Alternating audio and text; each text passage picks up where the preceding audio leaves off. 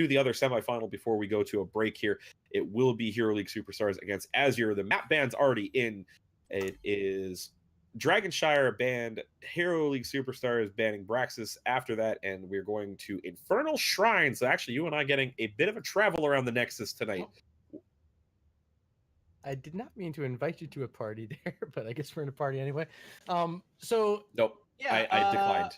Okay. Wait, what? Oh, I tried to invite Vyvans because I thought he was in the lobby already. That's what I thought too. My bad. There we go. We're heading to Infernal Shrines, a map we haven't gotten to see this evening. I'm kind of excited to see this because I think this map brings you some of the best team fights in the game. I've had a lot of experience with some of the teams I've played on, coached, and casted for especially. And I think a lot of the most interesting fights happen in here in the Shrines. Maybe an opportunity to see some Alex Straza here, Jay. And maybe Alex Straza kind of drifting a little bit away from the meta right now with the resurgence of Tyrande, as well as the continued strength of Whitemane and Deckard Cain as the main support. So kind of falling into a little bit of a secondary role, I feel, as the aspect of life. But you're right, definitely an option for a lot of players on the support role with the AoE healing, the great zoning capability of the Dragon Queen trait on the side of Alex Straza. And I am looking forward to seeing the team fights that come out of Infernal Shrines. I think that this and Battlefield of Eternity are probably two of the best team fight maps. Although getting up there, I'd have to say, is Hanamura Temple, as I've had a number of amazing fights over that objective, moving it around the map. Yeah, I think Hanamura, the rework there, has made it into a map that we quite possibly could see in HGC next season if the players want to vote it in. I think it has a place, especially over Braxis Holdout. So keep an eye out for that. Of course, you also have Alterac Pass. I made a case over on Reddit that maybe we see 2 map bans and 11 total maps heading into the next season. I think there's a possibility it could happen. Yeah, especially with the map diversity we're getting. The Garden of Terror rework, we'll see where that one ends up as we get down to it, as we get ourselves into Infernal Shrines, into the draft. And we've seen a lot of interesting drafts tonight. We've seen a couple of pocket strategies. We've seen a couple of meta strategies. Not knowing anything about these teams personally, I'm really curious to see where the drafts are going to go. So I've seen a few of these players around Nexus Gaming Series, and I think there's opportunity to see some high level play here. Obviously, between these teams, Caesar Salad showing up for Hero League Superstars, a fantastic open division player, and then over on the side of let me find them here. Where did they go? Azure. We do have Reb. I've seen him around Fun Buns, has been around the Nexus Gaming Series. Trent as well, playing for Order of the Sleeping Dragon in the past. I think there's plenty of skill on both sides of this matchup, and I think we're down for a good match. Medivh the first ban, Tyrande the first ban for Azure here, and I think we're seeing some meta form here in this cup, Jay. Yep, starting to see a little bit of a meta. Medivh, very strong hero, especially in the double support meta that's starting to form around the what I'm gonna dub the Octalysis kind of meta, where Zul is a main tank and 2 supports matter again, because Medivh comes with a decent amount of wave clear. He's not a true support being a specialist, but the shielding, the ability to manipulate movement with the portals, the crowd control, and the pure damage out of the Arcane Rift with the Master's Touch. Very versatile hero.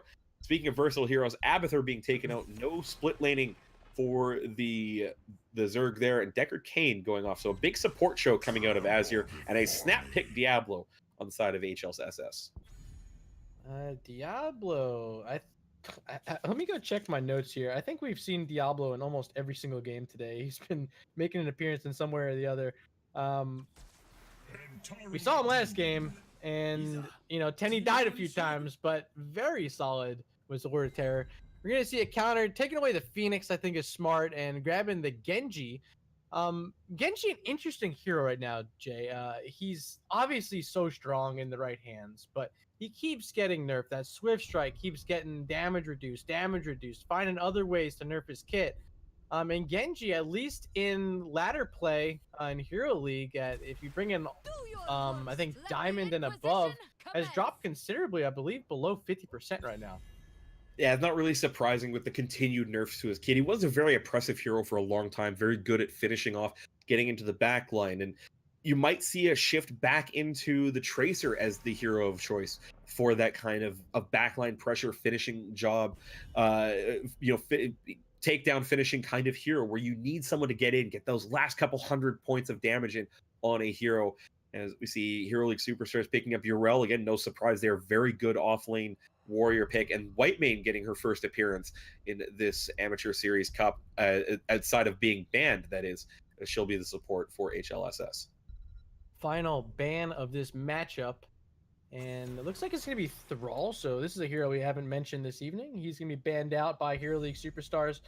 So we still need to see a tank, probably an offlaner, and definitely a support for Azure here. So a lot of known things coming up in their draft, and it's going to be really tough for them to kind of throw a curveball at this point. Already picking up a Phoenix and a Genji.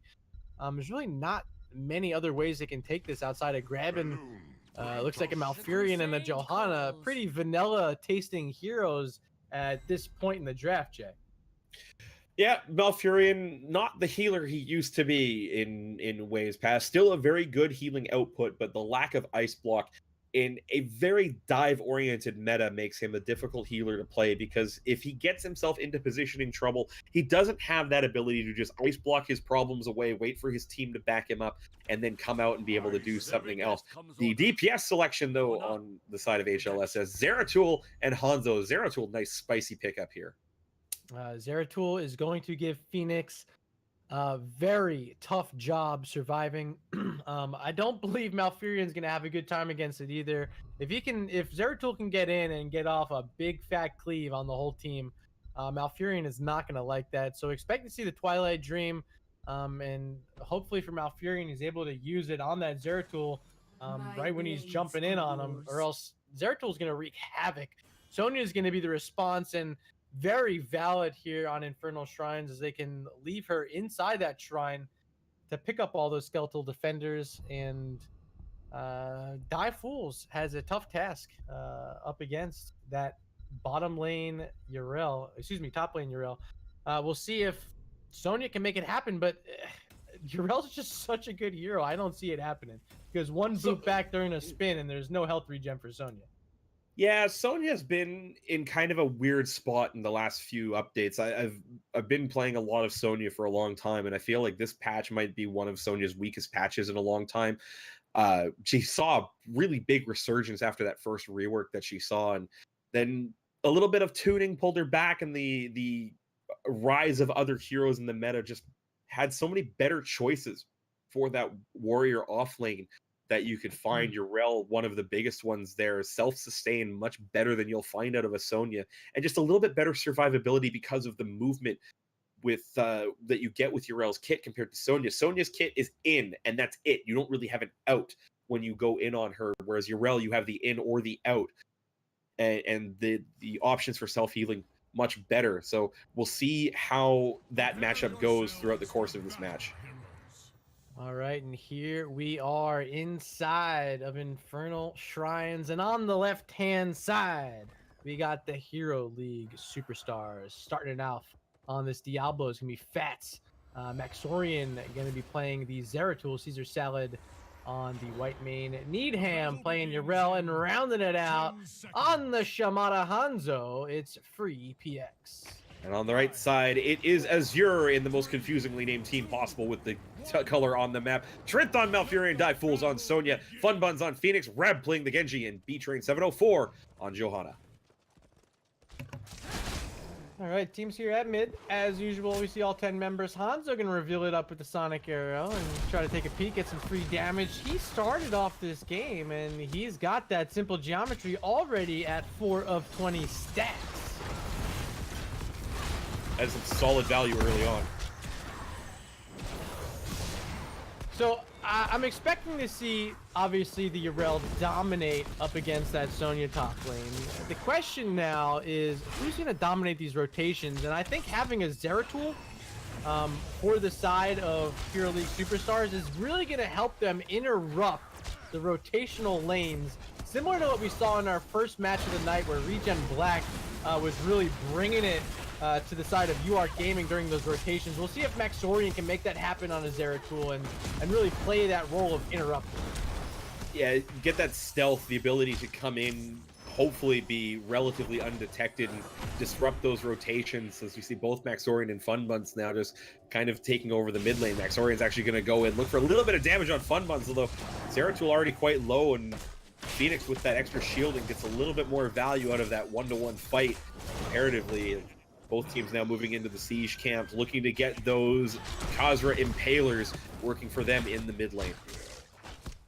Yrel doing a good job coming down, clearing up her lane, trying to help out in this mid lane, but good zoning routes there by Trinth, making sure Maxorian can't get safely behind as well, finally able to move in. Funbuns trying to get on top of this siege camp. Here comes a full invade from Azure. They're trying to steal it away. Johanna's on top. Maxorian very low, getting some supporting from the white main, but first up falls Diablo. Make it a double kill as Zeratul's down as well, and a successful invade on the siege camp there from Azure. Good pressure by Azure coming in on that siege camp. They recognize that Whitemane early on struggles a little bit with healing output. She does very well as her kit ramps up in the late game, but early on, very reliant on the desperate plea and the heavy mana cost associated with it to try and keep the team alive, especially not going into Clemency as well, not having that extra healing output with the one click on their team, going instead for the Searing Lash build, trying to get a little bit more healing out when you land that E. So very good pressure from the side of Azure, recognizing that they had an opportunity to come in, and with Maxorian already low, picking up the double kill, coming away with 2 straight kills and a level advantage with the first Shrine Online in the top. Yeah, it's really something to talk about. This Searing Lash build we see from Whitemane, it's a very aggressive build, and it's reliant a lot upon how often you can hit that skill shot. So if Whitemane can stay on point, they'll be just fine.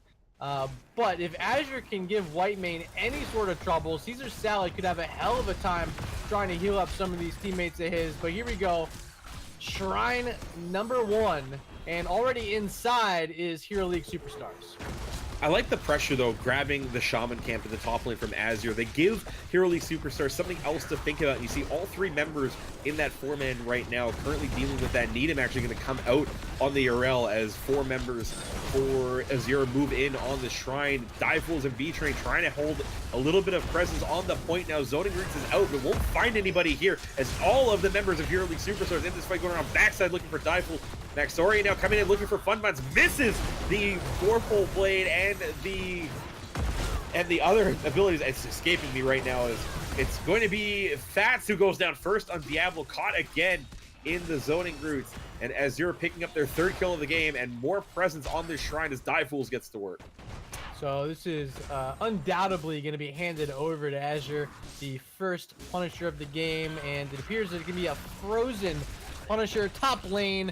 Zeratul trying to soak up the level 7 as quickly as he can. He's split out between mid and bottom trying to find it. He's into that cleave build, so plenty of wave clear for him. Sonya's going to try to respond as the Punisher is approaching that top fort wall.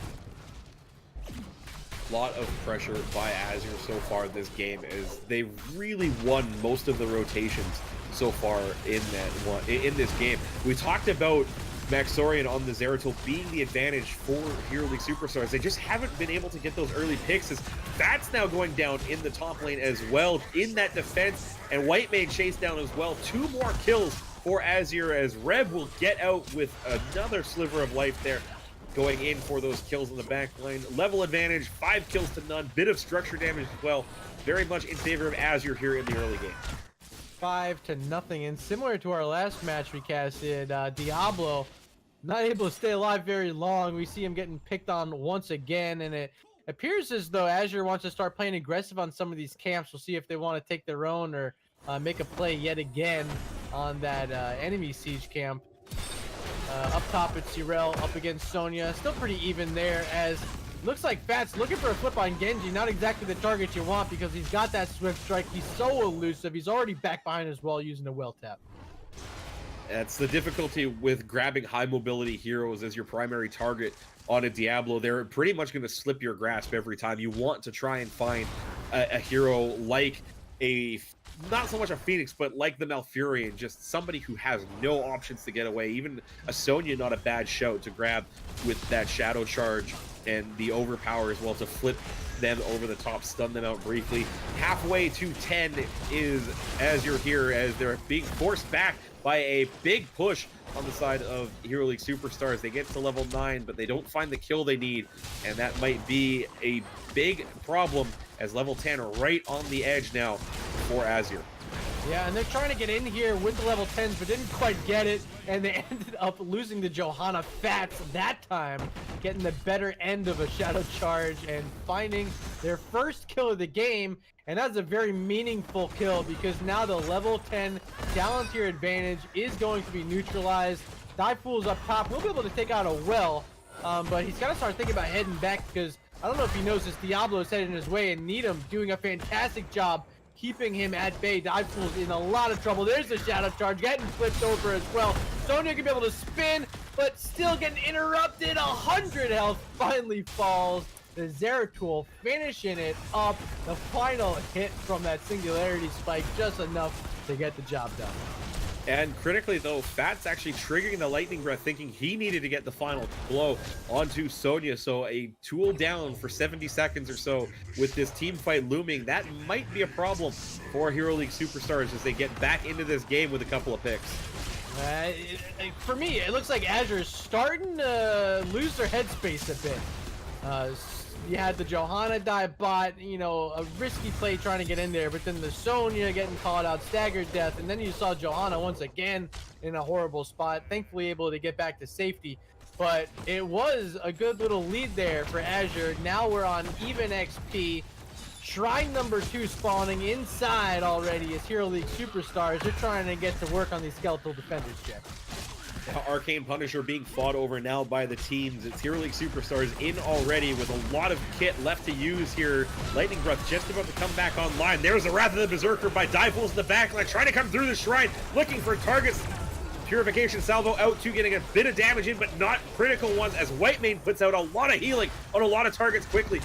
That's low right now, has the Black Soulstone, can come back in as Divefool's goes right in on free picks on the Hanzo, gets a bunch of damage. There's a 4-man Void Prison setting this one up as right in the middle. Here's the cleave, tons of damage coming out. Actually, it was a 5-man Void Prison. All of a sudden, the life bars dissolve for Azure. They lose 2, maybe 3 as Fun Bun's trying to get away. Can't do it. 3-0 there on a huge setup by Maxorian on the Zeratul, getting every member of Azure in that green egg. Whitemane, by the way, Caesar freaking salad, popping the Aegis at the perfect time when that Purification Salvo was going out. Scarlet Aegis keeping everyone healthy. The armor provided was more than enough to get the job done. And then we see this Searing Lash build really starting to come into effect, especially after that Void Prison, because the health bars went in opposite directions after that TP. It was fantastic.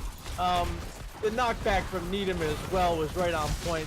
Solid execution there from Hero League Superstars. They're looking for more. This bottom lane Diablo, Lightning Breath onto 3 members, but he's getting locked in, losing some health. Whitemane trying to keep him alive, and he will survive. The only thing that's going to fall here is this fort. Oh, and they actually pick up the Genji. I thought he was going to be able to get away there, Jen. Actually, I think he might have swift strike in the wrong direction. Didn't quite catch it at the edge of my camera angle on that fight, but does get picked off there. Level 13 now here for Hero League Superstars as this Punisher still has a amount of health here. They should get the keep wall to boot as B-Train gets taken out. Fats diving over the wall. It'll be a Searing Lash from Whitemane getting the final blow on that takedown. Should be keep wall. Could really be keep here as Genji still 2 seconds away from respawning. That is enormous, getting that keep wall 10 minutes into this game. Zeratul, like I mentioned during draft, giving this Phoenix a lot of trouble. Maxorian on that backline, Sonya on the front line, she falls. Now Maxorian, he's all by himself. The VP misses, but he's able to get back to safety. Whitemane there to support. Still minions hitting this keep.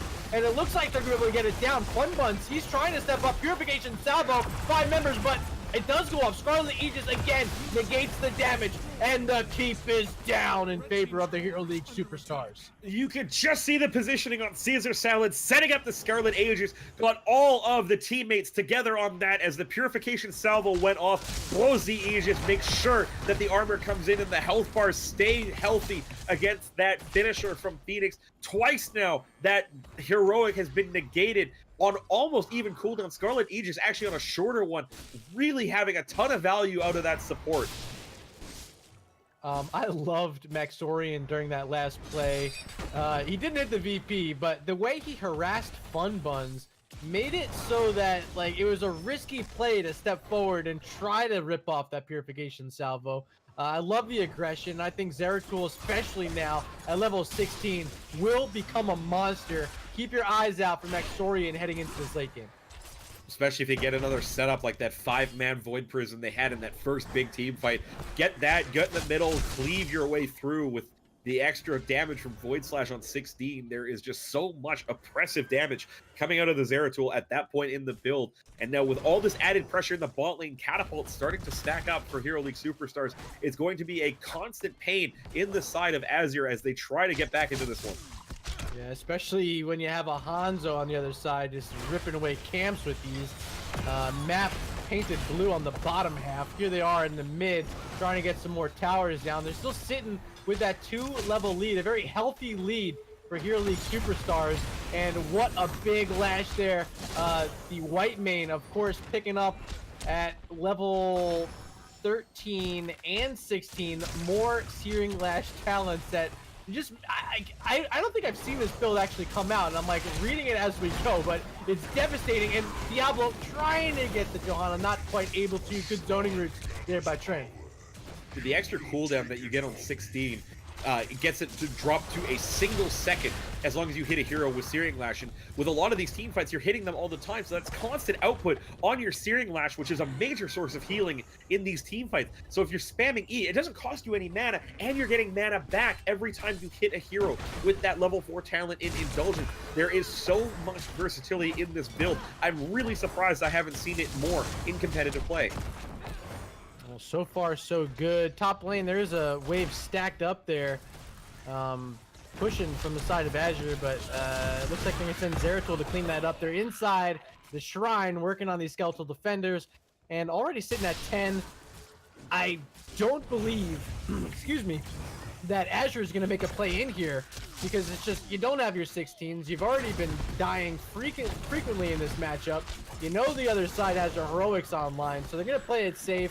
They're just going to defend this mid-fort, mid-keep, and hope for the best once they get 16. Yeah, Sonya in the bottom cleaning up, trying to soak to that 16, making sure that catapult pressure isn't mounting up. But it's going to be a danger here, especially if Reb gets caught, gets away from Maxorian on the Zeratul early up. They're going to give up the fort. They'll set up the defense at the keep wall. They'll Trinth in a bit of a pickle here. He doesn't know Needham's in the vent above on the rail, looking to maybe intercept that positioning, but no harm, no foul there. They'll get the keep, or they'll get the fort and start to work here on the keep wall. Sidewall down. Zeratul forward, has that Void Prison. See if he wants to set anything up. I'd expect to see the Dragon's Arrow be the response after that Void Prison goes down, but so far not looking for it. Doesn't see too much. Just blinking forward, throwing out cleaves when he can. And the Punisher doing his job of zoning, leaving opportunity to get some of this keep down. There's the Dragon, or excuse me, the Lightning Breath. Still holding the Dragon's Arrow is Hanzo. I don't think he wants to rip it, but all they see right now is Sonya, and they're sending all their forces at Dive Fools. He's getting flipped over. See ya later, Sonya.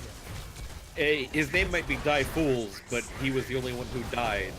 Oh, there's a 2-man Void Prison by Maxorian, and he has Fun Buns and Reb in that one. There's a Dragon's Arrow follow-up cleave. One goes down, two goes down, both targets out, and this is probably the beginning of the end, as Trinth will fall. B-Train will get away, got knocked back by Needham into the Hall of Storm, and now it is everybody seized up on the core. The health bar going down, 3-level lead, everybody respawning for Azure. The GG's thrown out in chat, and that'll be Hero League Superstars moving on to the Grand Finals. And they're gonna face up against a very scary Inting for Globes that we've gotten the cast twice here tonight. Definitely shaping up to be a good one. Caesar Salad, I know, has some experience up against some of these guys, and uh, seeing them play with different players on their team, exciting. And this is what the amateur series is about. A lot of guys trying to come out, have some fun here on a Monday night. And if you're watching in Twitch chat, we have quite the grand finals in store for you this evening.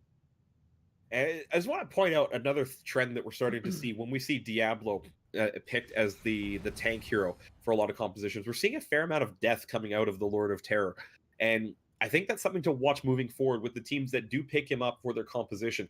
That in the early game they do find a lot of early deaths, but the value that you get out of that hero moving further up the talent tree seems to be outweighing that early experience loss comparatively to the opposition when you have to give up those early deaths, because as those team fights get further and further into the game and matter more and more, there's just so much more value out of that hero compared to giving up a death at say level 3. Absolutely agree. And this time and last time, the Diablo able to be a dominant force late in these games. Fats picking up that kill, flipping over the Sonya, really led to that final core push. So outstanding work from the Hero League superstars. They're moving on to the grand finals here tonight. We're going to be taking a short 5-minute break to recharge our battery, set up for these grand finals. Will be a best of 3. So if you're out there on Twitch, hang tight. We will be right back.